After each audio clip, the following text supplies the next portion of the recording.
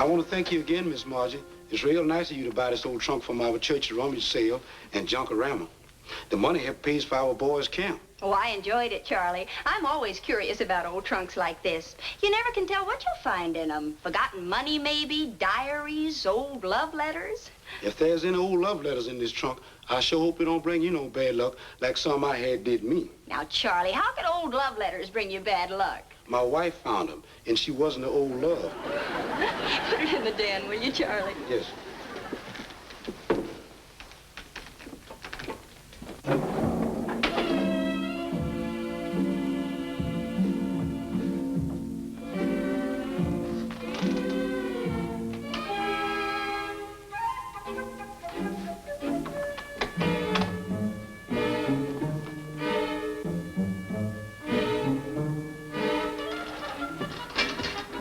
Anything wrong, Mr. Albright? Oh, Charlie, what's the idea of sneaking up behind a man and scaring him to death? What's the matter, Dad? What are you doing home this time of day? Oh, I had to leave the office. I'm in a little trouble. Someone is looking for me. Mr. Albright, I got a hideout where the cops will never find me. Oh, the police aren't after me. I'm trying to duck a process server. Uh-oh. A subpoena, huh? Who's suing you? Well, actually, they're suing a client of mine. But as his business advisor, I'm included. All I want to do is avoid service for a couple of days to give my client time to dig up some evidence. You mean he buried it? Man, that sure sounds rigor mortis. Oh, for heaven's sake, Charlie, this is a civil suit. Now, all I want you to do is stall any strangers that come around looking for me. Tell them I'm out of town for a couple of days, okay? Yes, sir, Mr. Albright. You know, you've been real nice to me, and I'm going to stick by you no matter what you've done. Who is this client who's got you all involved, Dad? Do I know him? No, and you're not going to. I'm having enough trouble dodging subpoenas without having to dodge you at the same time. You know, Dad, sometimes I sense that you don't trust me completely. Well, that's an understatement if I've ever heard one. Hi, Charlie, my boy. How's the superintendent of maintenance this sunny afternoon? Fine, Mr. Wilson. If you're looking for Miss Margie, she's home. Well, as a matter of fact, I was looking for my old chum and sparring partner, Mr. Albright. Is he home? Yeah, but he ain't feeling so chummy. He's hiding from someone trying to serve him with a subpoena. Well, that should make my first day on the new job a smashing success. What is your new job? Serving subpoenas. That's no subpoena. That's a time bomb. And I'm getting off of this floor before it explodes and goes off.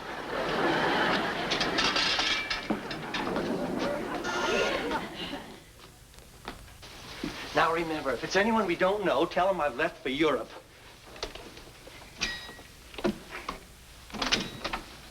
Greetings, Cat. How's this and that? Slip me some skin.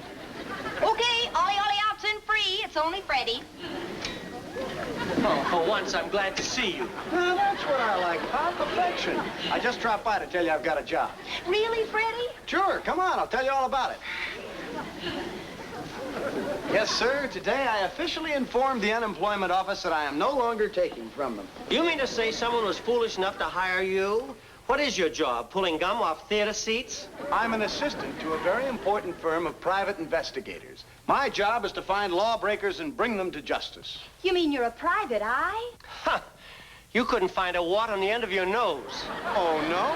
Well, I managed to make good on my first assignment. Yes, sir, Wilson got his man. Well, who was it, Freddie? If this chowderhead found him, he must be the world's biggest jerk. Well, yes, I guess you could call him that. Mr. Albright, I must ask you a question. Are you Vernon Albright of Honeywell and Todd? Of course I am, you idiot. Well, then say so, unless you're afraid to admit it. Afraid to? Why, you... All right, I'm Vern Albright. You want to make something out of it? Yes. I would like to make a service. Here is your subpoena. Dad. Come back here, you traitor! Dad, wait! Come back here, you coward! He's sure fast on his feet. He must have gone down the back stairs. Well, what are you laughing about? I suppose this is a big joke. Well, now, don't flip, Dad. You can't blame Freddie. He was only doing his job. Come on, be a sport. Okay, I'll be a sport. And now I'm going to see my client and try to convince him to be a sport. And if Freddie shows up there, it's going to be open season.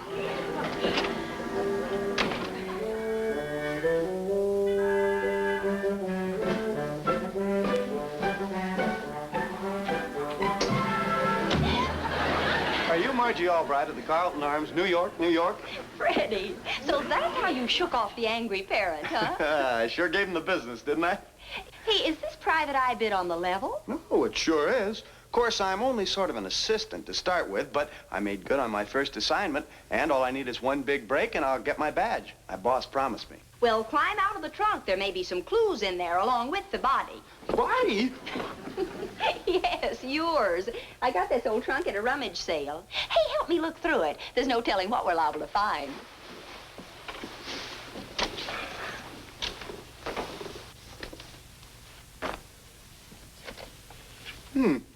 Somebody's diary.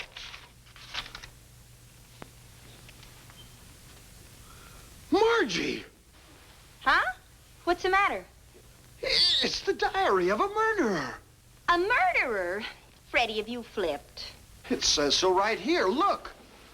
Today I could stand it no longer. I killed him, and I'm glad. I killed Ronley Brentwood, the motion picture director, and disposed of his body in the old Zenith Studios on Long Island. Who wrote it? Whose diary is it? It doesn't say. Here's some old letters. The name is Mr. Roland Roberts, and it's a Park Avenue address. Roberts, huh? Then he must be the murderer.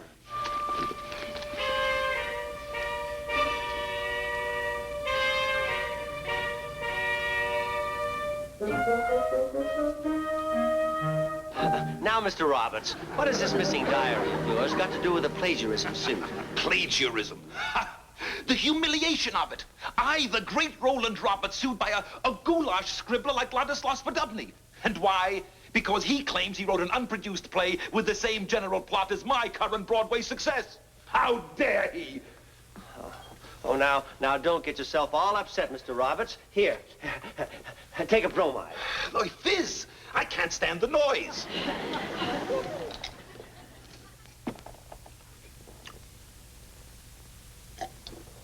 Oh, you still haven't explained about that old missing diary. Why is it so important? It's very simple, Albright. Some years ago, I was employed as a scenario writer at the old Zenith Studios. I developed an acute loathing for the director, an emotion common to most screenwriters. This director...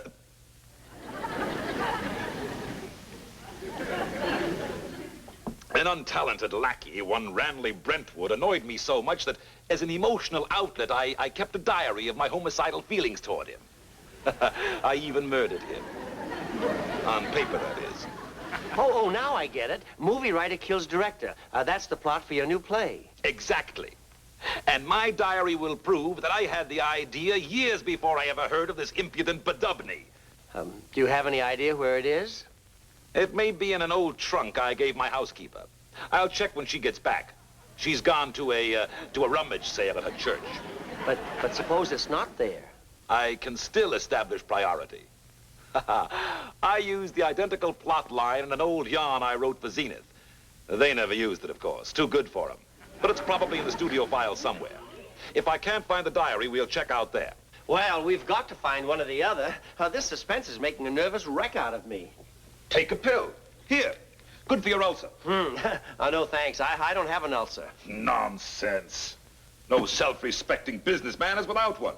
They are standard equipment for executives.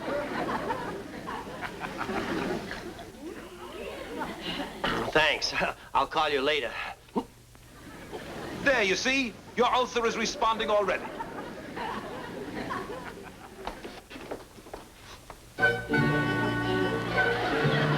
What do you mean, call the police? This is my big chance. Yeah, to get killed. Look, Freddie, if this is on the level... On the level? You don't think anybody writes down a murder confession as a gag? Well, maybe not.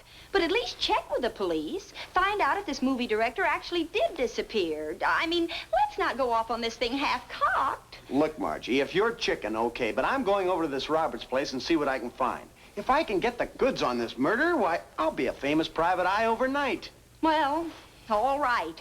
But I'd better go along to see that you don't end up a dead one.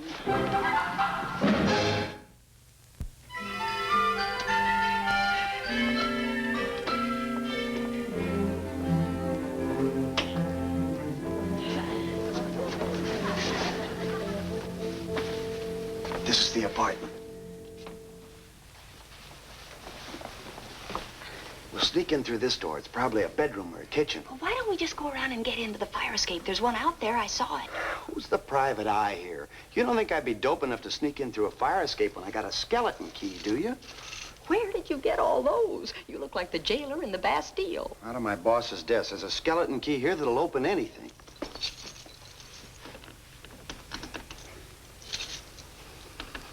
You mean to say you sold that old trunk of mine? No, sir, I didn't sell it. I donated it to the church, and they sold it at our junkorama. Junkorama. My brainchild disposed of at a junkorama. Oh, ye gods, is everybody a critic? I'm sorry, Mr. Roberts. I didn't know there was anything valuable in it. Now I'll just have to go out to the Zenith studio and look for that outline.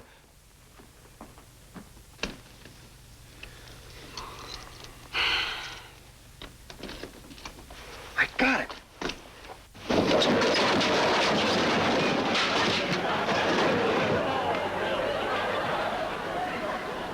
Come on, Sherlock.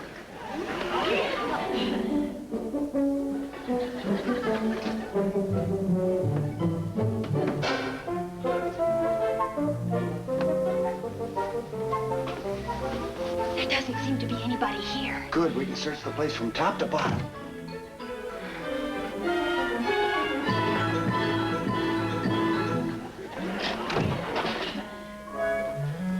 Oh, I'm sure sorry about that trunk, Mr. Roberts. I hope it won't mean any trouble to you. If what's in that trunk falls in the wrong hands, it will be disaster, not trouble. Looks like you were right. That's the killer. Hello? Hello, Mr. Roberts. This is Vern Albright. Did your housekeeper get back? Did you find the diary? No, it's gone. Disposed of at a rummage sale. No way to find out who's got it now. They didn't keep any records, naturally. We've got to get out to Zenith. We've got to dig that thing up. He's got an accomplice. They're going out to the studio and dig up the body. Okay, get a car and pick me up and we'll go out to the studio. We'll go out there and catch them in the act. All right, I'll wait downstairs for you. Goodbye.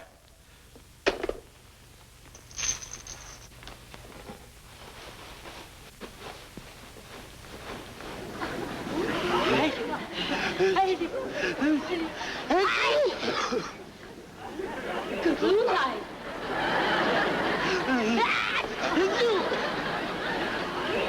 Who are you? We're moth inspectors. There's a whole nest of them back there. The chief here will send you a detailed report. Bye now.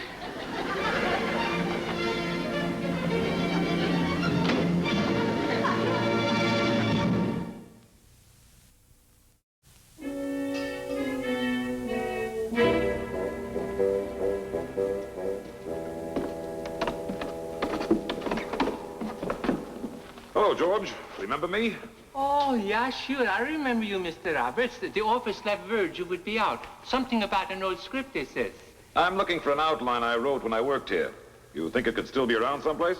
Well, maybe it's stored in the script vault. You know Zenith, they never throw anything away. Come along, I'll show you the script vault. Oh, say, this sure is a spooky setup. Looks like it hasn't been used since the days of the old silent movies. Oh, that's where you're wrong, sir. It was used just today. But those cobwebs there. Just props, old man. Yeah, sure. We make them with this. I'll show you how that works. Now, you just keep your eye on the skeleton.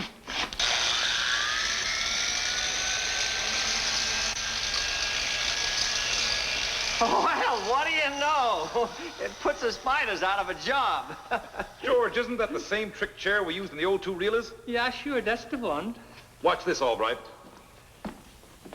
Now, the chair's okay to sit down in, but the moment you lean back, it releases a trigger, and presto.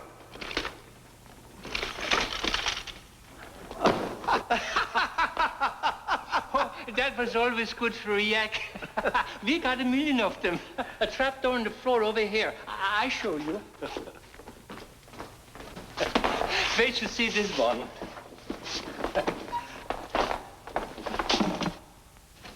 Now you see, this unlocks it. Now watch.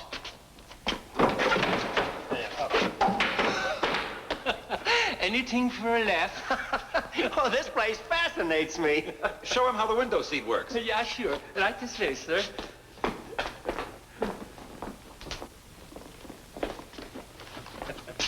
Now, this has a phony bottom. You hide the body in here, it falls right through. Now I know what they mean by a comedian killing himself for laughs. No one gets hurt. There's a net underneath. The actors slide down a chute right into it. Well, I will go and then I'll unlock the script vault. I can hardly wait to see the moth fly out of all them old yolks. Am I seeing things, or are those holes where the eyes should be in that picture? That's right. A rudimentary device used in mystery films. The actor stands on the other side of the wall and spies on people in here. To think that you worked here in the old days. What memories you must have. They only serve to remind me that this is the historic spot where my ulcer was born. There it goes again. Happy homecoming, old friend. Let's find the script vault.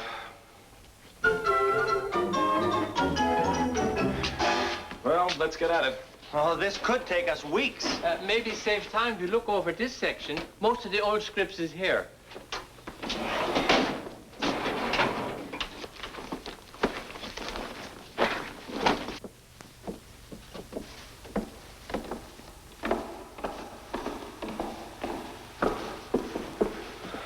Looks like we got here ahead of him. Freddie, when are we going to call the police? Margie, I told you, we have to find the Corpus Delicti first. That way we get credit for solving the whole case. If we live that long. Margie, relax. We'll duck out of sight before they show up. Come on. I'm getting out of here. For heaven's sakes, it was only a cat. Come on. Look! It's the victim. They've hung him. Come on, let's get the police. Wait a minute.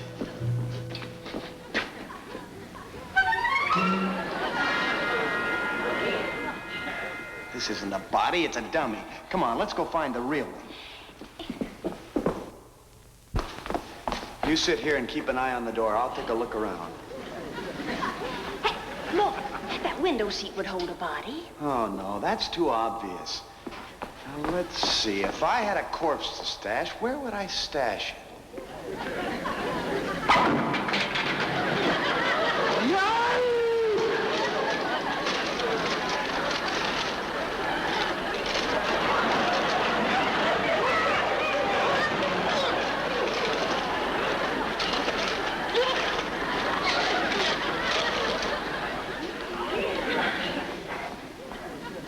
You were right, Freddie. Nothing in here. Freddie? Freddie? Where are you?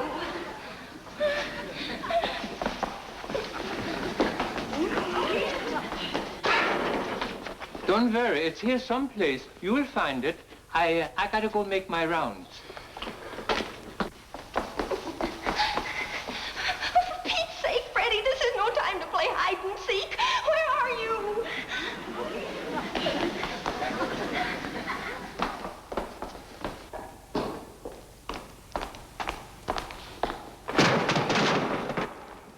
Who's that?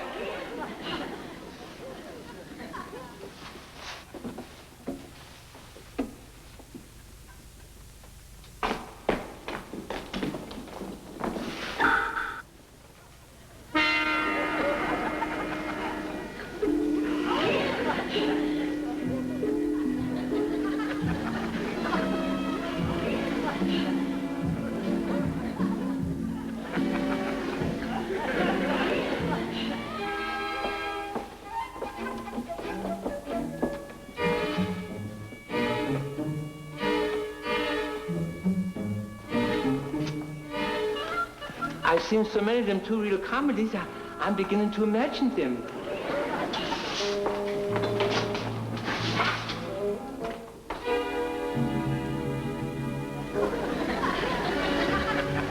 Oh, no.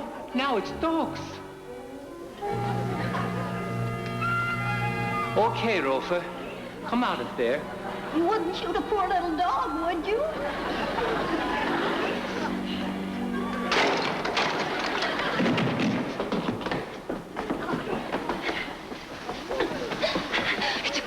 honked him, Freddie. He was about to shoot me. He must be the killer's accomplice. That means they haven't found the body yet. I know I found it. I mean, what's left of it. Just bones. Bones? A skeleton. This one's locked. Go find George and get the key, will you, Albright?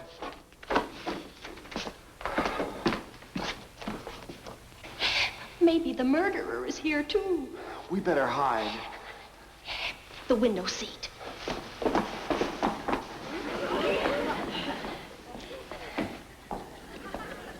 Oh, George! That's him, the killer himself.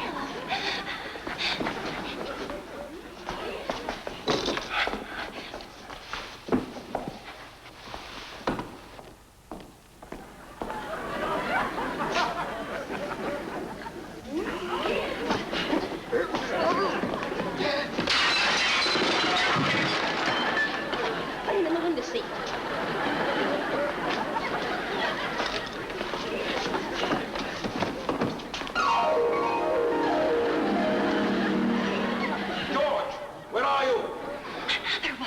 I know how to take care of him.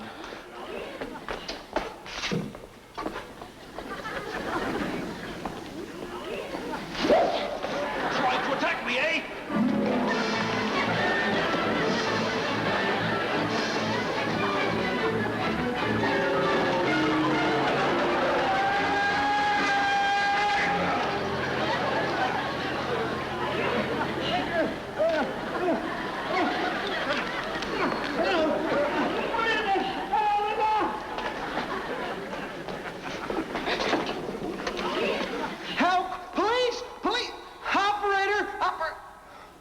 Oh, it's not connected, just a prop. Let's get out of here.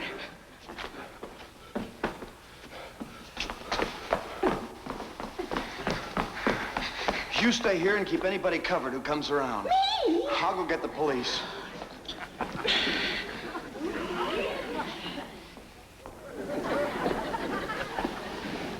Margie, look out!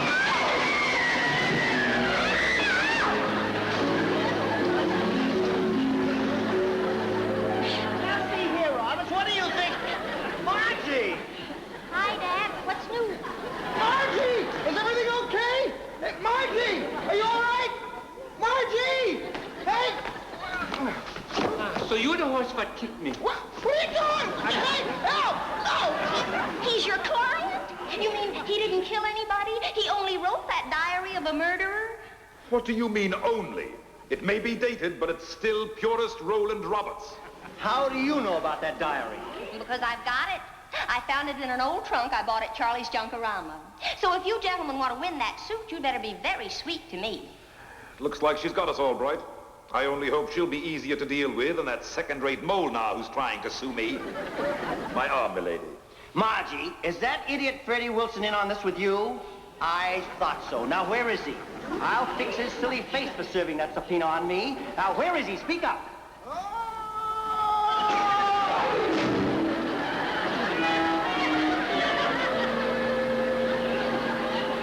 Does that answer your question, Dad?